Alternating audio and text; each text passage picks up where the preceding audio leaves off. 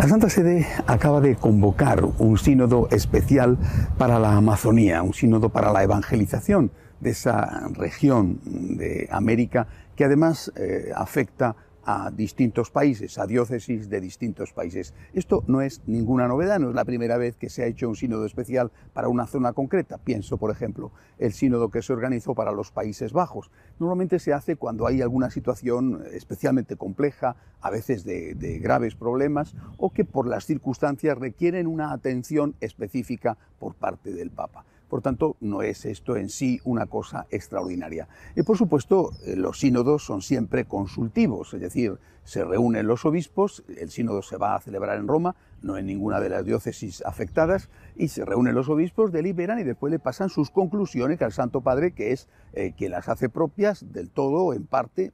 Se prevé que en este caso aquellas conclusiones, si las cosas están como ahora, aquellas conclusiones que lleve a luz el sínodo también sean asumidas por el Vaticano. Hasta aquí, repito, ningún problema, no es la primera vez que sucede y tiene un gran valor. ¿Dónde está la cuestión en este caso? ¿Por qué se celebra este sínodo?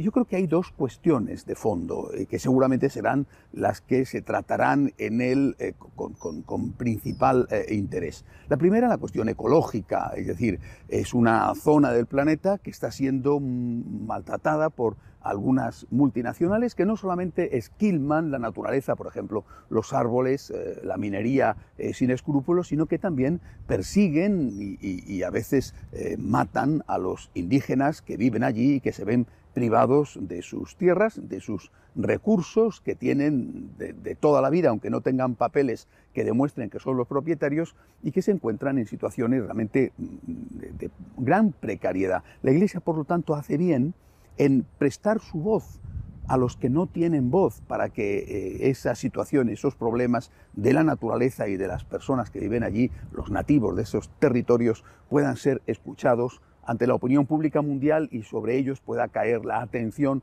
de los grandes medios de comunicación que, si no, seguramente ni se enterarían o no querrían enterarse. La otra cuestión es la escasez de sacerdotes. Ya se ha hablado en repetidas ocasiones que una de las posibilidades a hacer como conclusión de este sínodo sería la de la ordenación de hombres casados, lo que se llaman los viri probati, es decir, hombres ya probados, hombres de madurez suficiente, y esto se haría por la vía de aceptar al sacerdocio a los que ya son diáconos casados. Es decir, primero estarían un tiempo de diáconos casados y después se les ordenaría sacerdotes. Bueno, el problema de la cuestión de la ordenación de hombres casados, de la existencia de sacerdotes casados en la Iglesia Católica, hay que decir también que no es una novedad y no es un problema dogmático. Existen sacerdotes casados, por ejemplo, en las iglesias católicas de rito oriental, de rito griego. Cuando el Papa Benedicto acepta a los anglicanos que se iban de la Iglesia anglicana y los acepta dentro de la Iglesia católica, vuelven a ordenarles como sacerdotes, pero mantienen el matrimonio que la mayor parte de ellos tenían. Es decir, en sí no estamos ante un problema dogmático. Si lo fuera, ni se podrían tener los sacerdotes casados de rito griego, ni se podrían tener los anglicanos casados como sacerdotes católicos, los ex-anglicanos casados como sacerdotes católicos. No es un problema dogmático del mismo tipo que puede ser que es un problema dogmático la comunión de los divorciados vueltos a casar o la aceptación de las mujeres al sacerdocio. No es un problema dogmático y sin embargo eso no significa que no sea un problema o que no pueda ser un problema. Los casados, como es natural, tienen familia y necesitarán dedicar tiempo a su familia y también más recursos económicos en un contexto en el cual el dinero es tan poco para los sacerdotes y viven la mayoría de ellos de una manera tan precaria. Eso sí puede resultar un grave problema. Tendríamos dos tipos de sacerdotes, unos que trabajan más y ganan menos y otros que trabajan menos pastoralmente hablando y ganan más. Repito, eso puede ser un problema. Y otros problemas colaterales añadidos, se me ocurre, por ejemplo, estos sacerdotes casados que ya están casados antes de sacerdote, pero que después resultan sacerdotes casados. Estos sacerdotes casados tienen su esposa. Estos sacerdotes casados no siempre les va a ir bien en el matrimonio. ¿Qué va a ocurrir entonces en el caso de que no les vaya bien?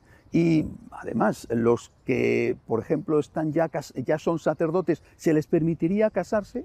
¿Podría salir a la luz los que viven en concubinato, que los hay y tienen hijos? ¿Ellos podrían sacar a la luz su situación?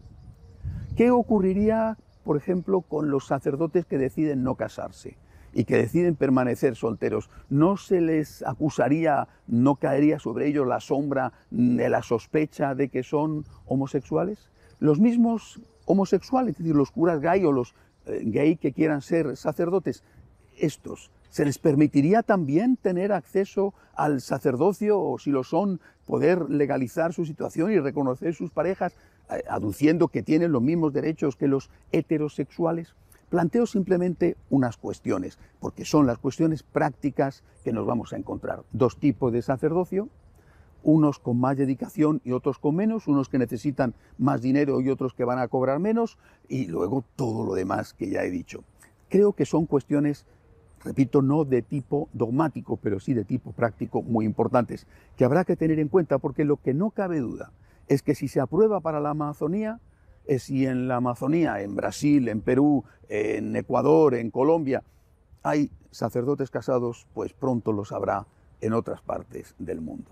Es decir, hay que tener mucho cuidado, no sea que el remedio sea peor que la enfermedad. La ausencia de sacerdotes es gravísima para la evangelización, pero quién sabe lo que puede ocurrir si se hace esto y esto se generaliza. Entre otras cosas, la realidad demuestra que las iglesias donde los sacerdotes son casados, que son todas las iglesias protestantes, iglesia anglicana o iglesia luterana, también ellos tienen escasez de vocaciones y por lo tanto el fin del celibato no soluciona el problema.